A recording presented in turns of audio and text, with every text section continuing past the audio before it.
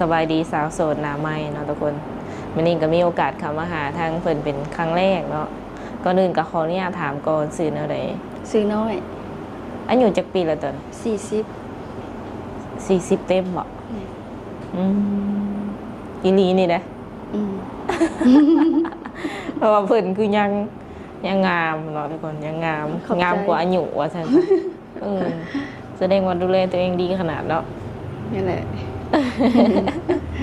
อ๋อ40 ปีดิเคยแบบว่าผ่านการแต่งงานแล้วบ่หรือว่ายังบ่เคยเลยเคยอ๋อเป็นแม่ห้างบ่หรือว่าแม่ไม้เป็นแม่ห้างมีลูกติดอยู่บ่มีลูกคนหนึ่ง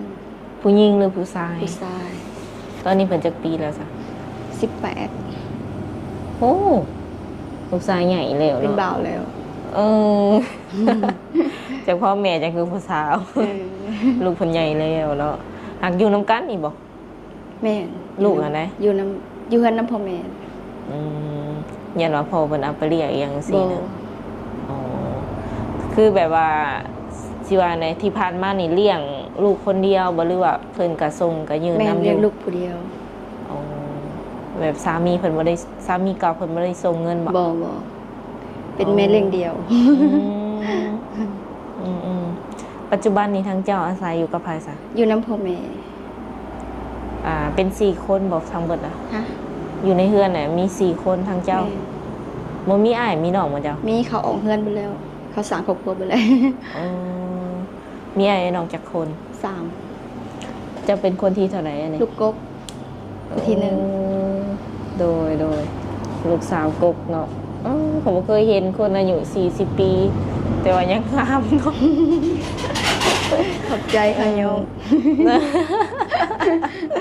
โดยอันนี้ก็ถือว่าออกมาเปิดใจนี่ครั้งแรกบ่แม่นครั้งแรกแบบว่าติดตามทางช่อง YouTube บ่หรือว่าหมู่ครูแบบแนะนำเข้ามาจังซี่นะก็ติดตามก็ได้เบิ่งอยู่เนาะเบิ่งอยู่โดยในมื้อนี้ถือว่าออกมาเปิดใจแม่นบ่แม่นแล้วโดยเปิดใจในมื้อนี้คือจะเปิดใจแบบใดหาคนคุยแก้เหงาบ่หรือว่าอยากได้คู่ชีวิตอยากได้คู่ชีวิตภาษามีแบบสเปคอยู่บ่มักผู้ชายประมาณใดบ่มี เอาว่าแท้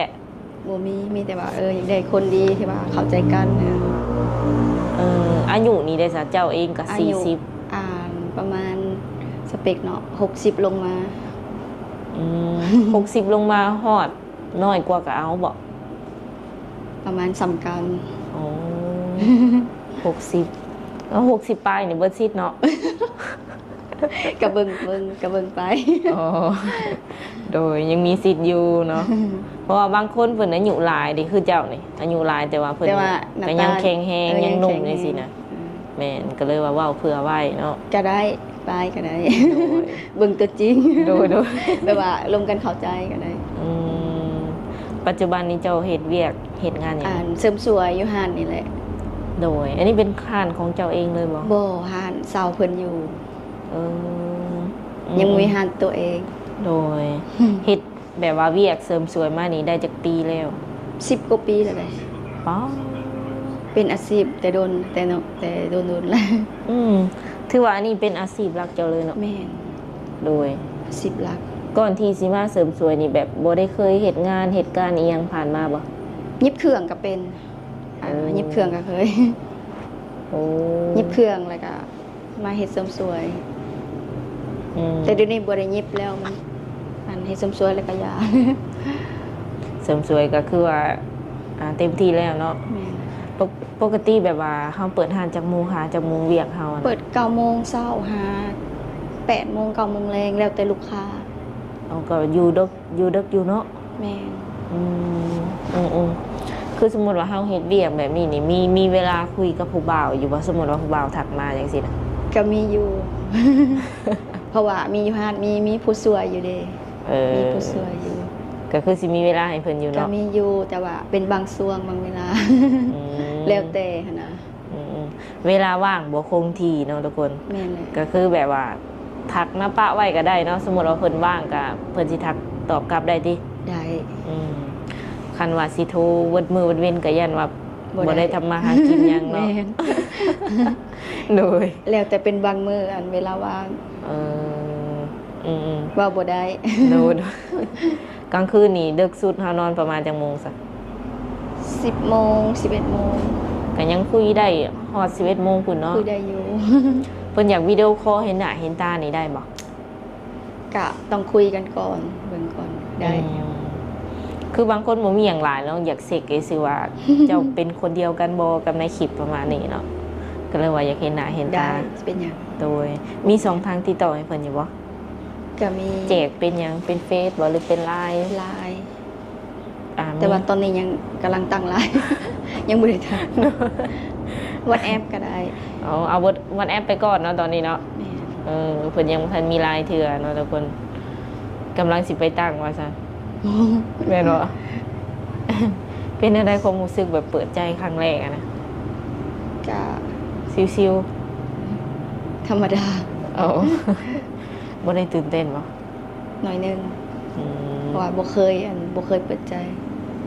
บ่เคยแบบว่าถือไผมาแบบนั่งถ่ายคลิปหรือว่าสัมภาษณ์แบบนี้เนาะ แม่แหละบ่เคย ใช้เวลาโดนบ่แบบเฮาจังหอมหวมความกล้าออกมาเปิดใจได้ ก็คิดโดนอยู่ อืมแรกๆได้ซะแบบว่าเฮาเห็นเลยเฮาเป็นอะไรยังอายบ่ ก็ธรรมดาตอนนี้ก็ แต่ว่าอันนี้ก็คือด้วยเวลาเนี่ยเนาะแต่ละมื้อนี่คือแบบชีวิตประจำวันก็แม่นอยู่แต่ในนี่เนาะบ่ได้ออกไปไส แม่นเปิดห้างแล้วก็มีเวียกนอกก็ไปแต่งหน้าเจ้าสาวเจ้าภาพ ติดต่อมาโลดคันมี โอ้เพิ่นรับแบบว่าแต่งหน้านอก นอก ส ส ถา ถาน น ที่ ที่ นำ แม่น เนาะ ก็ไป อืม แต่งเจ้าสาวเจ้าภาพคันมีก็ติดต่อมาก็ได้ โดยได้เนาะเดี๋ยวสิแนะนำ แนะนำมาในอยเด้อ โดย ทางบ้าน เออไปเบิดเนาะอยู่แถวนอก ไป แถวยังแม่นได้เบิดอืม ไป บ่ได้คิดไหลแบบว่าค่าน้ำมูกน้ำมันเพิ่ม คันใกล้ก็บ่ได้คิดหลายคันใกล้ก็คิดหลายนะ โอ้ม อิงตามระยะทาง อืมหลังจากเลิกเวียกแล้วบ่ได้ไปลิดไปเที่ยวบ่ โดนเทื่อนึงบ่ค่อยไป เลิกเวียดกับมื้อเฮือน มักไปแบบปาร์ตี้อยู่บ่ซะ บ่มัก โอ้หากกินเหล้ากินเบียร์ได้ กินได้หน่อยนึง กินได้ แม่นโดนกินเถื่อ เอออันแบบสิว่าไหนบ่ได้มีแบบโรคประจำตัวบ่ ก็มีอันสั่งเสริมสวยเนาะก็เป็นโรคกระเพาะเนี่ย โอ้ กินข้าวบ่เป็นเวลาเด้ อืมเมื่อเท่านั้น แม่นเบิดเท่านั้น โทษแต่ว่าเพิ่นบางเทื่อก็บ่ได้กินข้าวลูกค้ามาตลอด ลูกค้าหลายบ่ได้กินกายามกินแล้วก็เจ็บ อืม เป็นเรื่องปกติของสั่งเสริมสวย โอ้ เกือบทุกคนนะเป็นกระเพาะ แบบว่าลูกค้ามาก็เฮาก็ต้องรับเพิ่นก่อนจังซี่เนาะคันสิกินข้าว กะสมมุติเอาหับแต่ตอนเนาะ10 โมงลูกค้ามาต่อๆเลยฮอด12 โมง1 โมงเมื่อวานก็2 โมงจะได้กินข้าวบ่าย 2 โมงแบบมีลูกค้าเด้ เออ เฮาก็บ่ได้กิน เออ ลูกค้าออกวิทย์แล้วก็กิน เออรับ มัน ลู กินข้าวบ่เป็นเวลาสั่งเสริมสวย แม่น คือตอนเช้านี่ต้องกินไว้ คืออันนี้กินแล้ว นี่ฮะ กินหน่อยนึง กิน เศร้าหลายก็บ่คิดอยากเล แม่ ย น เนาะ เช้าไรก็บ่อยาก คือเอาหาเงินหาคำถูกมือนี่แบบ ปัจจุบันนี่ก็แบบพอใส่พอจ่ายอยู่บ่ กะธรรมดาใช่พอกะปกติเนาะแบบ อืม เศรษฐกิจทุกมื้อนี่ก็บ่อยากพอนะ โอ้แต่ว่าลูกนี่ก็ยังใส่เงินน้ำเจ้าบ่ อ่าแม่นต้องได้ส่งลูกเรียนเด้ เพิ่นยังเฮียนอยู่ แม่น มีซาซีบ่ นี่แหละ โอ้เก่งเลยเนาะ ส่งลูกเฮียนวีซ่าซีว่าซั่นตอนนี้ก็พอได้แต่ใช้จ่ายยังบ่ทันมีเก็บบ่ แม่น หรือว่าตอนนี้นี่มีอีหยังแหน่แล้วบ่ที่ว่าเป็นของเจ้าแล้วเป็นเฮือนเป็นซาน เพื่อนยังบ่มียังอยู่นำพ่อนำแม่ เพราะว่ายังมีภาระส่งลูกเด้ อืมสรุปแล้วตอนนี้นี่มีอาชีพติดโตเนาะ แม่น แต่ว่ายังบ่ทันมีหยังที่ว่าเป็นของตัวเอง นั่นแหละ โอ้คือห้านนี่เพิ่นก็ให้เช่าแหละหรือว่า เช่า เพิ่นขายเลยบ่สมมุติว่ามีเงินซื้อแล้วเพิ่นสิขายเลยบ่ กะยังบ่ฮู้ต้องเบิ่งก่อน เจ้าสาวมานี่อยู่ในนี่10 ปีแล้วบ่ บ่อยู่นี่หากนมาเซา โอ้ ยังบ่ฮอดปี เออ ก็ย้ายไปเรื่อยๆบ่ นี่แหละ เมื่อ ตะ ก่อน กี้อยู่ในตะกี้อยู่ใน อืมอืมค่าเช่าอยู่นอกกับอยู่ในต่างกันอยู่ ต่าง บ่ กันเลย ทางในแพงกว่ากัน อยู่นอกและแพงกว่า อ๋อ อยู่นอกแพงกว่าแต่ว่าลูกค้าก็โอเคกว่านะ แม่นก็เจ้ากลายไปกลายมาเนาะ ถ้ากันมาอยู่ได้3 เดือนยังหอดปีถ้ากันมาเซาได้3 เดือน โอ้แต่ก็รู้สึกว่ามันโอเคอยู่เนาะ แม่นแหละ เบิ่งไป หาก็ได้3 เดือน เพราะว่ามาอยู่ตอนช่วงเดือนหนึ่ง โดย เจ้าเคยไปแบบไปไทยไปยังอยู่บ่ ก็ไปไทยก็เคยอยู่ อ๋อ ไปมุกดาหองดาหารนี่ไปอยู่ ไปเหตุงานนี่ว่าหรือว่าไปเที่ยวไปหยังซื่อ บ่เคยไปเฮ็ดงาน ๆอ๋อไปก็ไปเที่ยว ไปหอดแต่หมกไปซื้อเครื่องหยังเครื่องสำทอกสำสวยนี่ อืมขออนุญาตถามแบบทวนคืนเนาะตั้งแต่เมื่อก่อนว่าซันซาเจ้าเฮียนฮอดห้องใด โอ้เรียนจบแต่ม ยังบ่ทันได้ไปประกาศทราบเนาะ .3 นั่นแหละเรียนบ่สูงพอตายแล้วก็เลยออกเรียนเป็นลูกปกนี่ออกเรียนมาซอยแม่หาเงินเลี้ยงน้อง พอเสีย พอ แล้ว เสียแม่น อันเจ้าว่าอยู่กับพ่อ พอเสีย กับ แต่ ม่ ยังน้อยๆเอามีอันพ่อใหม่เด้ โอ้พอนะ แม่นพ่อนะ อืมพอจริงพอแท้ๆเพิ่นเสียแล้ว เสียได้ เนาะ โดนแล้ว อืมอืมโดยที่ว่าเมื่อก่อนมันก็อยากยากในเนาะเรื่องเงินเรื่องคำ แม่นแหละ เลยออกจากโรงเรียนแหละแบบสิว่าในไปเฮียนบัดนี้บ่เฮียน เรียนยิบ สวย เครื่ บ่ องทำบิดก็ยิบเครื่อง ก่อน มาแล้วก็เรียนเสริมสวย อันนี้ก็เฮียนแบบจบมาจบเจือนี่ แม่นแหละแล้วก็ไปเฮียนได้เลยไปเฮียนแต่งหน้าอยู่เวียงได้ไปประกาศครั้งนี้ อ๋อ เฮียนอาจารย์ใหญ่อยู่เวียง เฮียนโดนบ่ ไปเฮียน3-4 เดือนเฮียนแต่งหน้า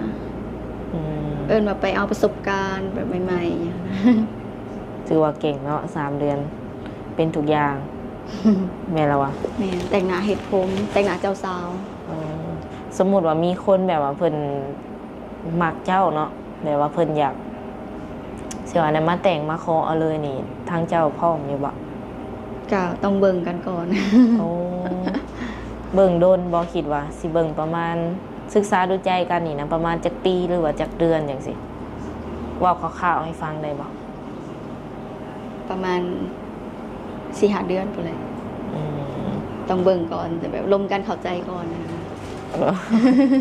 โดยเพราะว่ามีเนาะคนที่ว่าเพิ่นอยากได้แบบสิว่าไดเมียว่าซั่นซะเนาะคันว่าสาบ้านเฮาเพิ่นก็อยากได้เมียแหละ คือเจ้าสะดวกมื้อหน้าว่าซั่นซะคือในใจนี่เนาะอยากไปอยู่น้ำเพิ่นบ่คันว่าเพิ่นมาแต่งเอาแล้ว หรือว่าอยากให้เพิ่นมาอยู่บ้านเฮา เพิ่นอยู่ไสล่ะ สมมุติว่าเพิ่นอยู่ฝั่งไทยหรือว่าต่างประเทศจังซี่ ต้องเบิ่งตัวจริง อืม ไปก็ได้คันว่ามาแต่งเอาแบบว่า ต้องเบิ่งตัวจริงหั่นนะ เออ เบิ่งนิสัยใจคอว่าเข้ากันได้บ่ ๆหากในใจนี่แม่นไปได้เนาะคันว่าเพิ่นดีกับเฮา ได้ ไปอยู่ต่างประเทศก็แม่นไปได้คือกัน ต้องเบิ่งตัวจริง เอ้ย โดย คือหรือว่าจำกัดบ่อยากคุยแบบอยู่ลาวเท่านั้นบ่หรือว่า บ่ได้จำ ใด กัดคุยได้ ๆ บ่ได้เบิ่ง คือต่างประเทศนี่ก็แม่นคุยได้ ได้ มีแบบว่าสิว่าในความสามารถพิเศษแบบเว้าภาษาต่างประเทศนำได้บ่ บ่ได้เลย อ๋อ บ่ได้ แต่ว่าภาษาลาวภาษาไทยนี่แมันเรียบร้อยบ่ แม่น อ๋อเว้าได้เขียนได้ภาษาไทยกะ เขียนบ่ได้ ได้แต่อ่าน ถ้าเวลาเขาสิตอบกลับเพิ่นนี่ได้ซะเฮาต้องเฮ็ด โอ้ อะไร เขียนหาพิมพ์ค่ะบ่ แม่น พอได้อยู่ภาษาไทย อ๋อแต่ว่าตอบทางโทรศัพท์พอได้ คันเขียนแบบเขียนเอง แบบว่าเขียนใส่กระดาษยังแม่นบ่ได้ บ่ เนาะ ได้ คือว่าในเป็นพิมพ์เฮามันในโทรศัพท์ว่าซั่นซะมันพัฒนาแล้วเนาะเฮาเว้ามันก็ออกมาเป็นตัวหนังสือแล้ว แม่นเลย เอ อ สื่อสารได้ปกติเนาะทุกคนลักๆนี่มักผู้ชายแบบนิสัยแบบใดใจเย็นใจฮ้อน ใจเย็นนิสัยดี นิสัยเข้ากันได้ เออมักอยู่บ่ผู้ชายแบบว่า มักไปลิ้นไปเที่ยวแน่แต่ว่าก็มักแก้วน้ำจังซี่นะ ไปลินไปเที่ยวหลายก็บ่มักปานใด อ๋อเอาผ่อนๆบ่ ก็แล้วแต่ คือแบบไปลิ้นลายก็บ่ค่อยมักปานใดกินเหล้ากินเบียร์ ก็ แบบว่าสูบยานี่ได้ซะ สูบยาก็บ่มัก คิว กินเหล้ากินเบียร์ฮะพอได้อยู่บ่เป็นหยังไผก็กินเบิด โดย บ่เป็นหยัง เออ หาบ่ได้ดอกเรื่องนี้แต่ว่าสูบยาฮะบ่มัก อืมมีหนวดมีเขาโอเคบ่ ฮะ มักอยู่บ่มีหนวดมีเขา บ่มักมักแบบ มักแบบไดซะเกี้ยง แม่มักแบบสุภาพ ๆเอ้ยเนาะตลกแม่ผู้สาวเหมือนกันเนาะ คือทั้งเจ้าเองเป็นคนแบบนิสัยใจคอแบบใดเฮาเองนี่นะเป็นคนนิสัยใจคอแบบใด ใจเย็น เว้าหลายอยู่บ่เวลาอยู่กับปู่กับผูก กะธรรมดา บ่ได้อายแต่แบบว่าเป็นคนที่ว่ามักเว้าน้อยบ่ แม่ โอ้ใจเย็นขออนุญาตถามเจ้าสูงเท่าไหร่ อันแม่ทาซิมหา น้ำหนักอยู่ที่เท่าไหร่ตัวนี้ 47 อืมก็คือแบบว่าตั้งแต่เป็นสาวจนถึงปัจจุบันกับหุ่นนี่มาตลอดบ่หรือว่ามีโมเมนต์แบบอวบอ้วน จอย เนี่ย กว่านี้อีก อ๋อ บ่เคยอ้วน เออ จะเป็นสาวแห่งจอย สูงสุดนี่ขึ้นมาฮอดแต่ 47 เท่านั้น น้องหาอะไรมีแต่ลงเออพอดีแล้วพอดีแล้วเนาะ บ่อวบบ่อ้วนพอดีงามว่าซั่นซะอืมก็เป็นประมาณนี้เนาะทุกคนเนาะสำหรับช่องทางติดต่อเมนทักมาเอาอันลังไม้ได้เนาะก็คือฝาก FC ข่อยน้ำเนาะคันว่าเพิ่นทักมากะคนไหนที่ว่าเจ้าบ่มักก็บอกเพิ่นไปตรงๆก็ได้ได้ดี ได้ หรือว่ามีวิธีบอกแบบสมมุติว่าเพิ่นบ่ตรงสเปคเฮาเจ้าสิบอกไปตรงๆบ่หรือว่าเจ้าสิบล็อกเอา ฮะ หมายถึงว่าเพิ่นเข้ามาคุยแล้วเพิ่นแบบบ่ตรงสเปคเฮาว่าซั่นๆนิสัยใจคอบ่เข้ากันกล้าบอกเพิ่นไปตรงๆอยู่บ่หรือว่าสิบล็อกเอา กาบ่บอกดอก กล้าบอกอยู่บ่ ก็บอกกันแบบว่ากันไปหั้นนะบอกมันเป็นการแบบเสียมารยาท อืม บ่บอกดอก คือแบบว่าอนาคตบอกกันเนาะ บ่บอกบ่กล่าวว่าซั่น แม่น โดยที่นี่คันว่าเพิ่นเห็นเจ้าแล้วเนาะเพิ่นอยากมาเบิ่งตัวจริงได้บัดนี้เนาะเจ้าสะดวกบ่ ก็ได้สิเป็นหยัง สามารถมาได้ มื้อใดอะ ฮะ สามารถมาได้ช่วงไหนหรือว่ามื้อ ก็ ใด ต้องคุยกันก่อนลมกันก่อน เออ จึงมาได้ ต้องทำความรู้จักกับเจ้า แม่ ก่ น อ แหละ น ต้องทำความรู้จักกันก่อน ยันว่าข่อยพามาได้เลย บ่ได้บ่นั่นนะ ต้องทำความรู้จักกันก่อนลมกันก่อน อืม มาเลยสิตื่น เซอร์ไพรส์โคตรดิ เดี๋ยวยันว่าปลอมมันเป็นลูกค้าก็ได้ ได้มาเป็นลูกค้าต้อนรับเสมอ นี่เนาะอย่างฮู้ว่าเพิ่นแบบเป็นคนแบบใดอะลองแบบว่า ม มาเป็นลูกค้าก่อนก็ได้ มา เนาะ ได้ จังเจ สิ ริ เป็น ญ หยัง น้ำหลัง ต้อนรับเบิร์ดลูกค้า โดยเป็นผู้ชายอหย่างนี้ก็แบบนวดหน้านวดอย่าง มี เฮ็ดคือกัน เฮ็ดสาวหัวนอนหนาได้ผู้ชายแต่ตัดผมบ่เป็นบ่ได้ตัดผมผู้ชาย คันแบบว่าผู้ชายนี่นวดหน้าสระผมบ่จ้ะวะ เนี่ยนะ 2 อันนี่บ่ แม่น ตัดผมก็บ่เป็น ตัดแต่ผมยิง โดย2อย่างเนาะทุกคนลองเข้ามาเห็นน้ำเพิ่นได้ หรือสมมุติว่าเพิ่นบ่สะดวกมาเนาะเพิ่นส่งค่ารถค่าล่างให้เจ้าไปหาเพิ่นอยู่ฝั่งมุกดาหารจังซี่นะสะดวกไปบ่ กาไปได้ก็ต้องเบิ่งกันสภาพตัวจริงว่าเฮามื้อใดเฮาว่างบ่หยังนั้นน่ะ อืม ไปได้ ก็ไปหาแบบได้อยู่ก็แต่ว่านัดมือนัดวันกันก่อนเนาะ แม่นแหละ คือเจ้านี่บ่มีมือพักเลย บ่มีมือพัก เปิดทุกมื้อ พี่ดึกเนาะจันทร์ถึงอาทิตย์จันทร์ถึงอาทิตย์ แม่น คันปิดได้แบบเป็นเทศกาลบ่เทศกาลนี่ปิดอยู่บ่หรือว่าเปิดคือเก่าเป็นสงกรานต์บ่ บ่ค่อยปิดคันปิดกะมื้อหนึงไปปิดไปส่งพระ โอ้โห เอาง่ายๆเพิ่นบ่ค่อยมีเวลาไปหลินเลยเนาะ แม่นแหละ คันว่าปาร์ตี้นี่มันแล้วทุกคนเลย บ่มัก เพิ่นมุ่งหน้ากับการแบบหาเงินหาคำ แม่น คันแบบว่ามีคนที่เพิ่นพร้อมที่จะดูแลหรือว่าเลี้ยงดูเฮาอย่างซี่เนาะแบบค่าใช้จ่ายในแต่เดือนเจ้าหลายบ่ กะลายอยู่เลยค่าเสาห้านค่าไฟค่าน้ำ อืมรวมๆแล้วประมาณจักหมื่น เดือนหนึ่งฮะ แม่น บัวว่าบัวได้ค่าเสาห้านกะปีหนึ่ง30,000เป็นปี เป็นปี บัวได้หลายว่าตกถึกเดือนเท่าไหร่ อืม ค่าน้ำค่าไฟก็เดือนหนึ่งบางเดือนก็900,000บางเดือนก็4-500,000เปิดแอร์เลยแล้วแต่ อันนี้เฉพาะค่าไฟ แม่น ค่าน้ กะเดือนหนึ่ง200,000 ำเป็นล้านเอ็ดแล้ว แม่นกะมันก็บ่วัน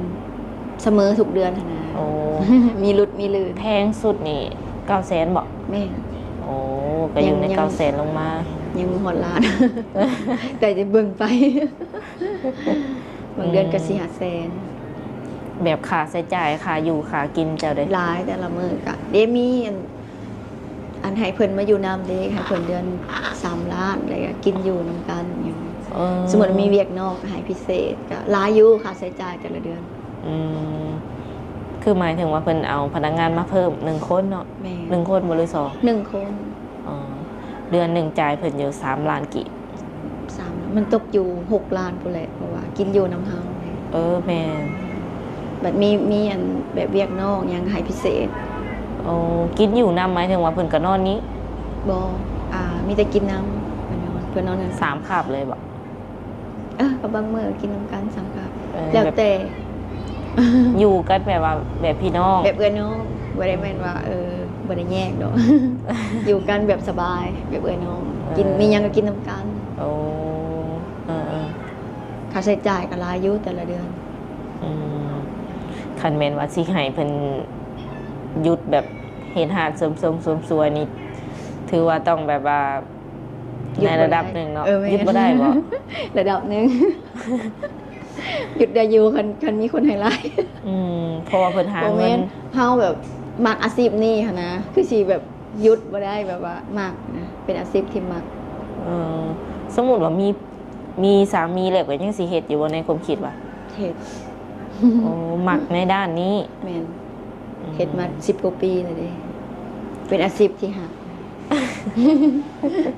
สมมุติไปอยู่ลำพัวต่างประเทศนี่ก็สิไปเปิดอยู่พุ่นบ่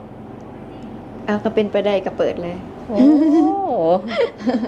เพิ่นมักคือสิมักแฮงจังเนาะ แม่น อืม บ่อยากหยุดหาเงินเด้แบบกับเป็นอาชีพที่เฮามักเนาะ เคยมา เมื่ แล้ อยว ก็มีความสุข อืม เคยมาแล้วเนาะพ่อเบิดบ่ลูกค้าแบบเจ้าจีจุกจิกอย่างมีเบิดบ่หรือว่า ก็ แบบ เป็นบางคนก็มีบ่หลายแบบนั้น อ๋อโอเคเนาะสุดท้ายนี่ทางเจ้ามีอย่างอยากฝากถึง FC ที่ว่าเพิ่นสิเข้ามาคุยกับเจ้าบ่เนาะนับตั้งแต่มื้อนี้เป็นต้นไป ฝากถึงบ่ แม่น ฝากถึงมีแต่ว่าคันสิเข้ามาคุยกันก็ได้แบบว่าคุยกันแบบจริงใจหั้นนะแล้วก็มันเข้าใจกันก็ร่วมกันไปได้ เบิดบ่ แม่น โอเคเนาะสำหรับคลิปนี้ก็จะได้ขอตัวเจ้าไว้ก่อนเนาะมื้อหน้ามื้อในคันว่า FC ให้มาหาใหม่ก็สิได้มาหาใหม่เนาะคันว่าเพิ่นว่าง โดย สบายดี สบายดี